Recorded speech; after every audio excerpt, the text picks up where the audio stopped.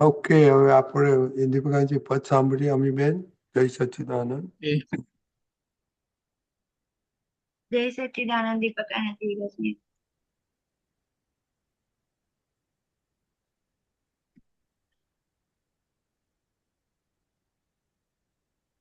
Okay, Amiben. જય સચ્ચિદાનંદ. Heading. હા. હા, યસ. જય સચ્ચિદાનંદ. વિચારો કરીને ગાંઠું પડે છે, વિચારે ગુજરીને ગાંઠું છૂટે છે, વિચારો કરીને ગાંઠું પડે છે, વિચારે ગુજરીને ગાંઠું છૂટે છે, ખેતરની વાડમાં થોરિયા કંઈક ઉગે, વર્ષાને ઝાપટે ગાંઠ ઘણી ફૂટે, રૂપક અવસ્થામાં ગ્રંથિઓ ઘણી ગૂઢ, કરામતી પૂદગલે વિચાર ગાંઠ વિસ્તૃત, ફૂટ્યો વિચાર દેખે મનનું ચિત્રપટ, ચિત્ત ચિત્ર જોઈ ટગે મનને કુદાકુદ, પાંડવ પણ ત્યાં જ છે ને કૌરવ પણ ત્યાં જ છે, શતરંજના અશ્વનું મન કુરુક્ષેત્ર છે, વિચારો કરીને ગાંઠું પડે છે, વિચારે ગુજરીને ગાંઠું છૂટે છે, મન મોક્ષ આંતરે ચિત્ત ભટકંતુ બાહર, મન મોક્ષ આંતરે ચિત્ત ભટકંતુ બાહર, બુદ્ધિ નિર્ણય કરે અહમને આધાર, સૂક્ષ્મ મનનો વંટો આત્માનું વાંચન, સૂક્ષ્મ મનનો વંટોળ આત્માનું વાંચન, ચિત્રનું પ્રતિબિંબ પરમાણુના મોહ ધારણ, ચિત્રનું પ્રતિબિંબ પરમાણુના મોહ ધારણ, આવી કંઈક ગાંઠો કુદરતી વ્યવસ્થિત, મોહાંધ વ્યતિરેકે વિકલ્પીને અસીમિત, જીવાત્માની અજ્ઞતાએ ચિત્ત બુદ્ધિ અહંકારે મન પૂદગલમહી સંસાર ગુચાય છે, વિચારો કરીને ગાંઠું પડે છે, વિચારી ગુજરીને ગાંઠું છૂટે છે, મૂર્ત મૂઢ મન મનન આકુળ વ્યાકુળ, અમૂર્ત ગૂઢ અમન જ્ઞાનીનું નિરાકુળ, છેદવી છે મુશ્કેલ ગાંઠો વિચારીને ભરતીને વમાળમાં હોડી ઉતરાવવી પ્રત્યેક અવસ્થા કુદરતી ગ્રંથતંત્ર અનાસક્ત આત્મજ્ઞાની ગાંઠના છેદે છે દ્વંદ્વ મન વચ કાયા સર્વસ્વ અર્પણ શુદ્ધ આત્મનિષ્ઠનો નિરંજન અંજન ઉદગલમાં દ્વેષ નહીં અવસ્થામાં રાગ નહીં ઉદગલમાં દ્વેષ નહીં અવસ્થામાં રાગ નહીં પમાડે જે શુદ્ધ હિત ક્ષેત્ર પરમ મિત્ર અહી સ્થૂળ મનનું બદલવું મહાવીરને મુશ્કેલ ભાવ મનનું બદલવું દાદા કૃપાએ સહેજ અમારી ક્ષણે ક્ષણ યજ્ઞની આહુતિ મન વશ ભભૂત વીણ અતીન્દ્રિય અનુભૂતિ દાદાનું જ્ઞાન દાન ગાંડીવનું રામબાણ છેદે અભય ગ્રંથ શુદ્ધાત્મા નિર્ગ્રંથ દાદાનું જ્ઞાન દાન ગાંડીવનું રામબાણ છેદે અભય ગ્રંથ શુદ્ધાત્મા નિર્ગ્રંથ શુદ્ધાત્મા નિર્ગ્રંથ વિચારો કરીને ગાંઠો પડે છે વિચારે ગુજરીને ગાંઠો છૂટે છે જય સચ્ચિદાનંદ જય સચિદાનંદ. બહુ સરસ પદ આપણે કાઢ્યું. કેમ આજે આ મળ્યું?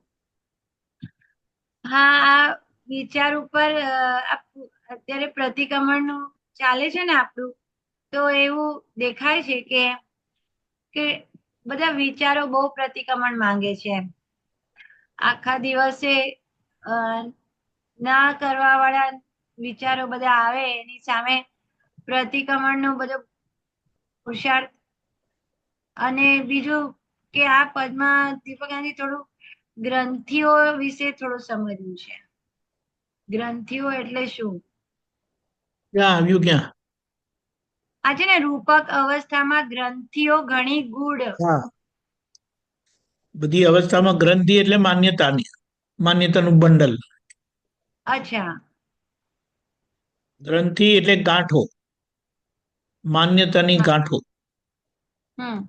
માન્યતાના લીધે તમારી એક માન્યતા છે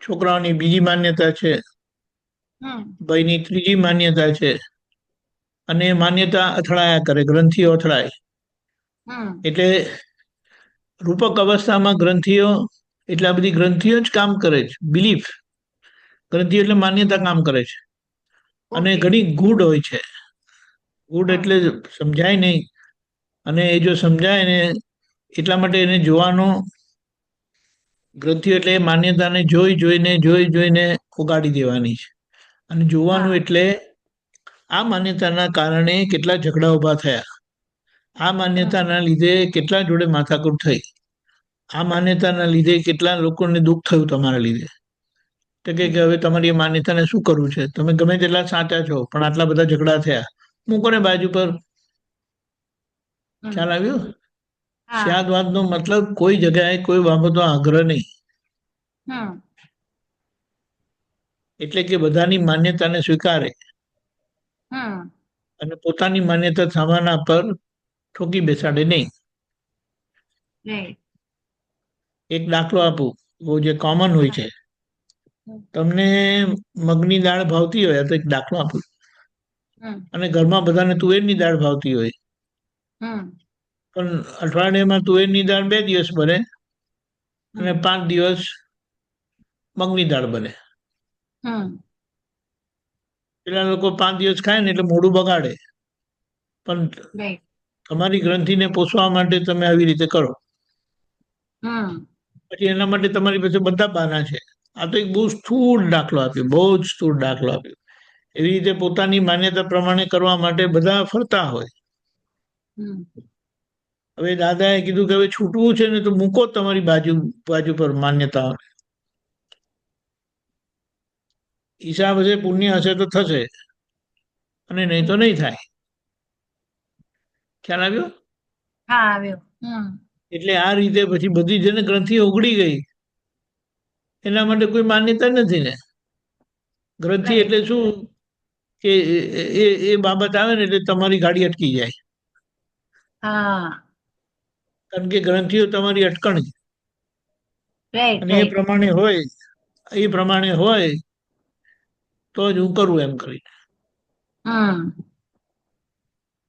ખબર પડી ને? હા, પડી.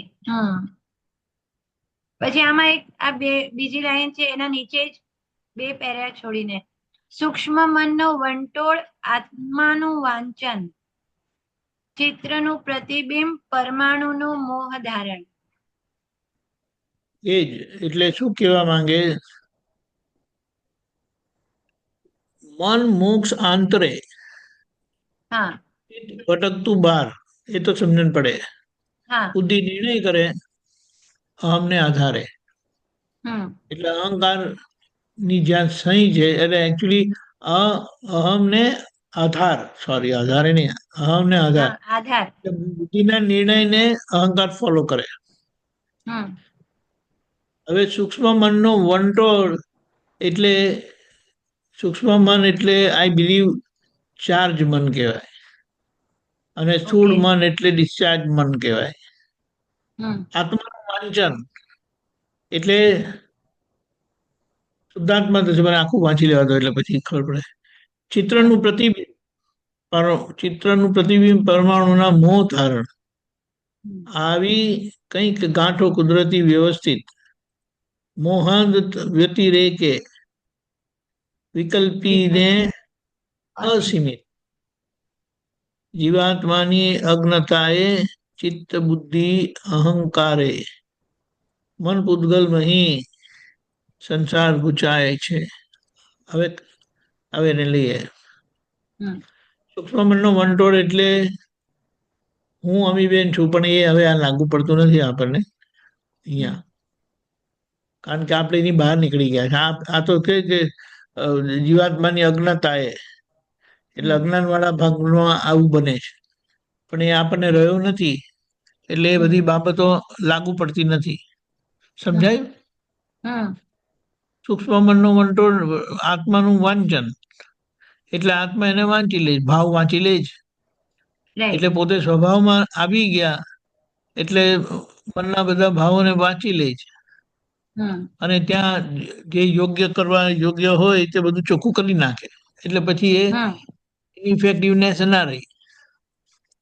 ચિત્રનું પ્રતિબિંબ એટલે દ્રશ્યનું અંદર જે દેખાય છે અંદર આત્મામાં પોતાના, હવે ત્યાં પરમાણુનું મોહ ધારણ, અહીંયા એમાં પોતે એકાકાર થાય છે. એટલે ફરીથી અહીંયા એ અજ્ઞાનીની વાત થાય છે. અહીંયા કશું મોહ ધારણ થતું નથી. હવે પરમાણુનું કોઈ ધારણ થતું નથી. આવી કઈ ગાંઠો કુદરતી વ્યવસ્થિત મોહાન વ્યતિરેકે વિકલ્પીને અસીમિત. વિકલ્પી હોય એટલે જેને જ્ઞાન નથી અને પાર વગરનું હોય આવું બધું. જીવાત્માની અજ્ઞતા ચિત્ત બુદ્ધિ અહંકારે મન પૂતગલ મહી સંસાર ગુચાય છે. ગુચાય છે એટલે ગુચવાડો વધે છે. ખ્યાલ આવ્યો? અને એટલે આપણું આજનું જે મન છે ઈ પરિણામ છે, રાઈટ? હા, તો ઈ પરિણામ હવે કહે છે ને કે એ ગયા ભાવનું ભાવ મન આજનું ઈ દ્રવ્ય છે, એવું ને?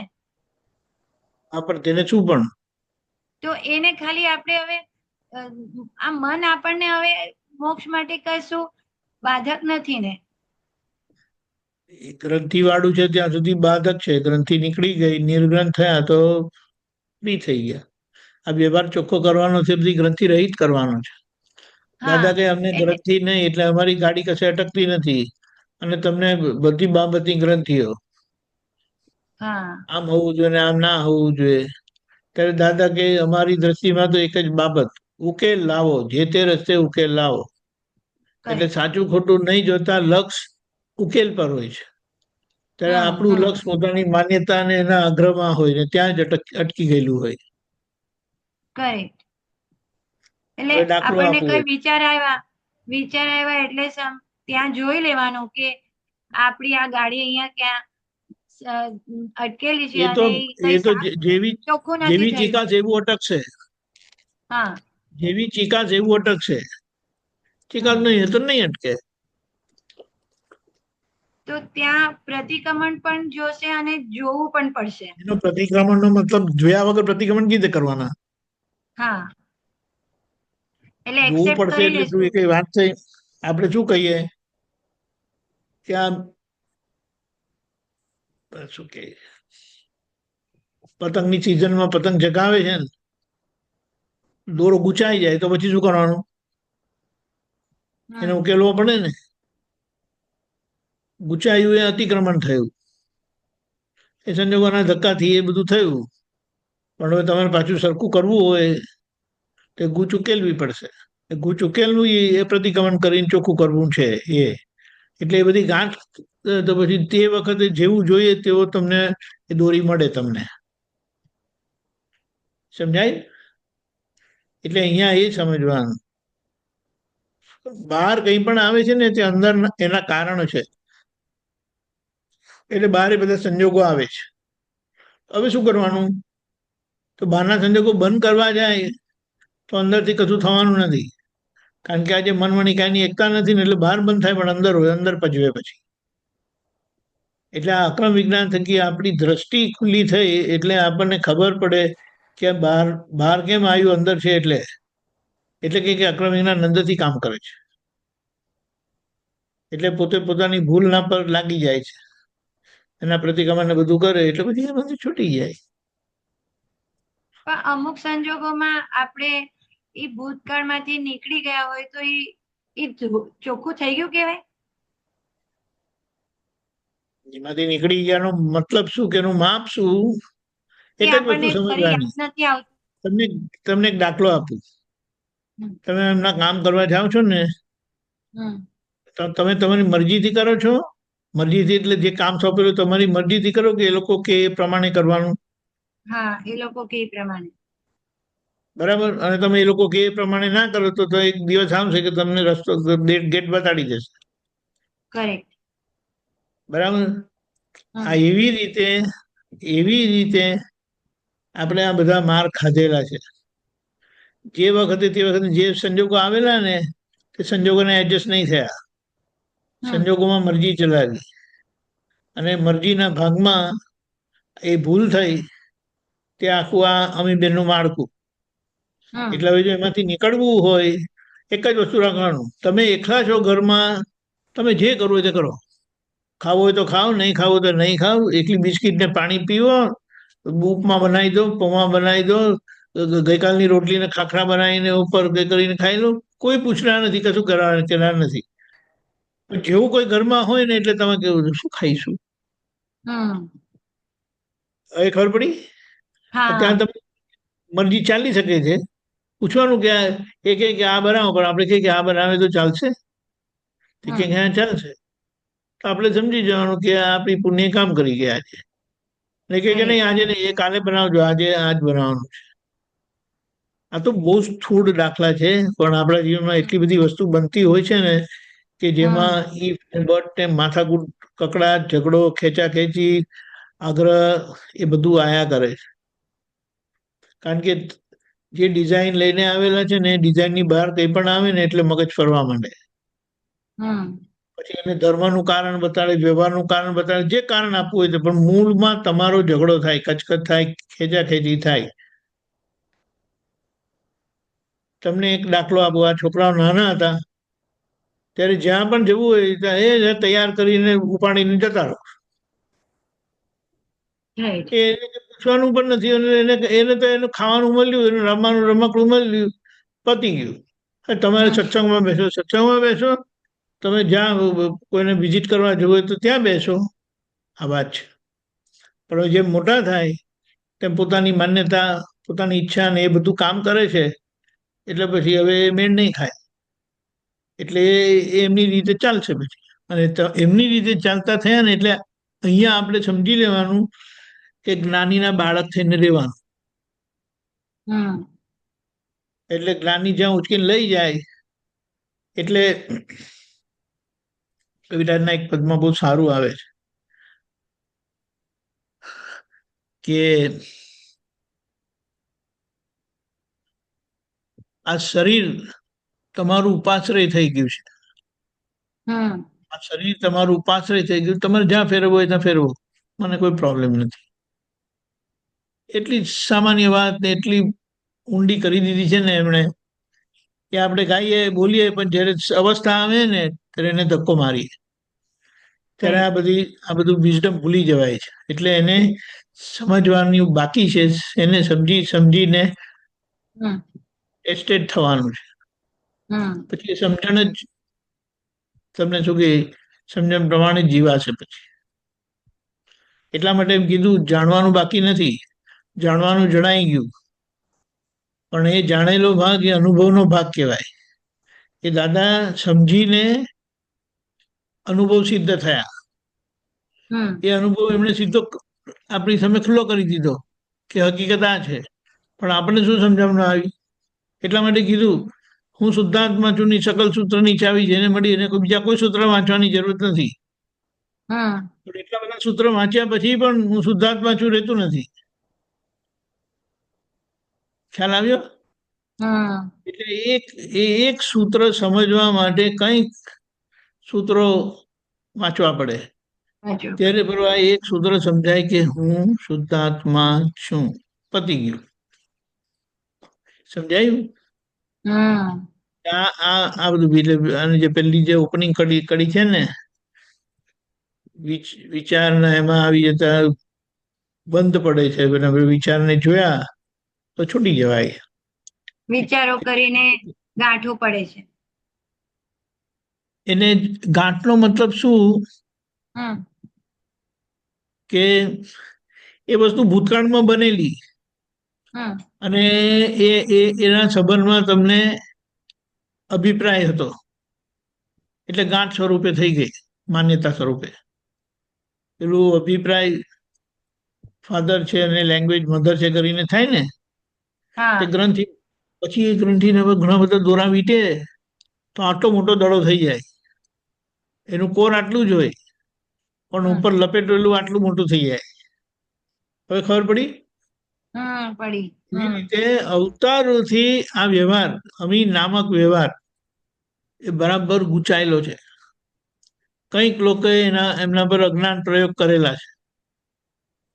અને અજ્ઞાન પ્રયોગ એવા છે કે આજે તમારી ઈચ્છા છે કે જ્ઞાનીની આજ્ઞામાં રહેવું છે ને, તો તમારી પ્રકૃતિ સાથ નથી આપતી. પછી મારી ઈચ્છાનું શું? તમે તમારી ઈચ્છાનું રડો, પણ એ તમને આજ્ઞામાં રહેવા દેતું નથી. અને આજ્ઞામાં નહીં રહેવા દે એટલે એ બધી ઈચ્છાઓ સંસાર પક્ષની જ હોય અને આજ્ઞા મોક્ષ પક્ષની છે. કઈ રીતે? તો કે વ્યવહાર એવો થઈ જાય કે જે મોક્ષે લઈ જાય. પણ આટલા બધા ડિસ્ચાર્જ વ્યવહારો એવા છે કે તમને ગૂંચવે બરાબર. મેટર કોમ્પ્લિકેટ થાય, ગૂંચવાય. ખ્યાલ આવ્યો?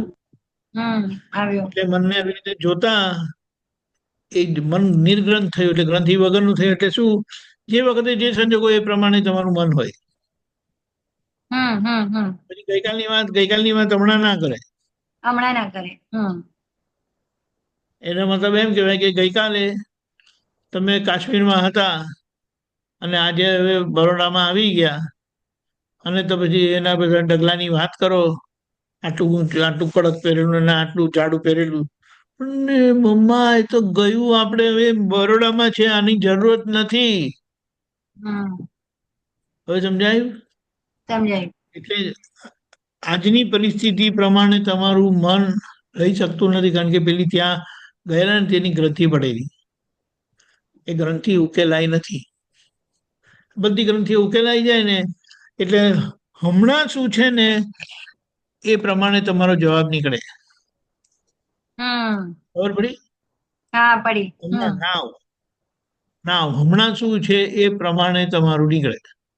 એ આગળનું પણ નહીં વિચારે ને પાછળનું બની ગયેલાને પણ વિચારે નહીં, કારણ કે ક્લિયર થઈ ગયું. પણ એ પ્રોસેસમાં છે હમણાં. એને બહુ શાસ્ત્રીય ભાષામાં બહુ મોટું શું કહેવાય પરિણામ કીધું, સમય વર્તી થયા. સમય પ્રમાણે નથી. એને શું કહેવાય ખબર છે? આ મુંબઈની ટ્રેનમાં તમે કપડા અમુક એવા લૂઝ પહેરેલા હોય તો અમારો જબ્બો થોડો લૂઝ હોય તો આગળ અમે જતા જબ્બો પાછળ રહી જાય. એવું થાય આ મનની જોડે. એટલે પરિસ્થિતિ આજે જુદી છે પણ તમારું મન પાછળનું બતાડે. એટલે મન આજની પરિસ્થિતિ પ્રમાણે બતાડતું નથી ને પાછળનું બતાડે એટલે પરિસ્થિતિ બિલકુલ ગુચાઈ જાય. તમારું મન પાછળનું માંગે અને પરિસ્થિતિ આજની છે. સમજાય? હા, એટલે આપણી જે સ્થિતિ છે મહાત્માઓની, એ આમ જોવા જઈએ તો વર્તમાનતામાં રહે છે. એટલે આ દાદાની કૃપાથી થયું છે. આવવાનું છે વર્તમાનતાની વાત કરે છે, પણ જયારે પોતાના જીવનમાં એનું જીવન આવે છે, જયારે ટેસ્ટિંગ આવે છે ને ત્યારે આ જ કામ કરી જાય. એટલે કે છે કે બોલતો સત્સંગ કામ નહીં લાગશે, જીવેલો સત્સંગ જોઈએ છે. હવે દાદાના જ્ઞાન પ્રમાણે જીવવું છે. દાદા મારે જીવવું છે, દાદા સ્વરૂપ જીવવું છે. તમે જેવી રીતે જીવી ગયા ને એવી રીતે મારે જીવવું છે, લોકોને બતાડવા માટે નહીં. મને તમે જે વસ્તુ આપી છે એનો અનુભવ કરવા માટે. એક જ વસ્તુ છે આ વાત. એને કહે ને કે ટૂંકમાં કહી દીધી એમને, જેટલું તપથી ભાગવાનો પ્રયત્ન કરશો ને જે થશે જ, અનુભવ ત્યાં અટકી જશે. આ વાત છે. એટલે અને આમાં વાત કરે પછી તપ. શું અર્પણ કરવું એટલે શું? અર્પણ કરવું એટલે સરેન્ડર કરવું. એટલે આપણે અર્પણ કરી દીધું એટલે શું? દાદાના પાસે અર્પણ એ તો દાદાએ કરાવેલું છે, આપણે કરેલું નથી. મન વચન કાયા સર્વસ્વ અર્પણ. હા, એ તો એમણે કરાયું છે. ઓકે. એ કરાવેલું ને આપણું કરેલામાં ફેર કર્યું. એને શું કહેવાય? અક્રમ છે ને એટલે કૃપાથી દાદાએ અર્પણ કરાવ્યું, આપણે અર્પણ કરેલું નથી.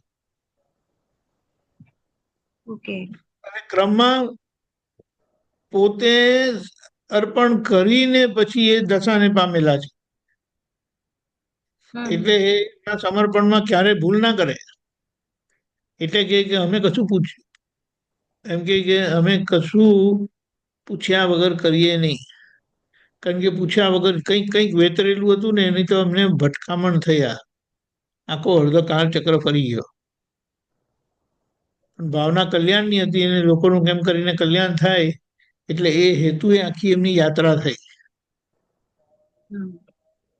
એટલે કીધું કે 24 તીર્થંકર ભગવાનનો હાથ ફરેલો છે દાદા ભગવાન પર, અને એમનો હાથ આપણા પર પડ્યો છે. એટલે હવે એમની એટલી બધી શું કહેવાય, એક વાત હોય પણ એના 360 ડિગ્રીના ફેઝિસ છે. હવે 360 ડિગ્રીના ફેઝિસ આપણને સમજાય નહીં, એટલે એમની વાત આપણે કહીએ હા મને સમજણ પડી ગઈ, તો જીવનમાં ઈલે ખબર પડી? વાત તો કરી શકે, લોકોના સમાધાન બી સારા આપી શકે. એટલે એક જ વસ્તુ સમજવાની, બુદ્ધિજન્ય જ્ઞાન ના થઈ જાય એનું ધ્યાન રાખવાનું. બુદ્ધિજન્ય જ્ઞાન એટલે શું?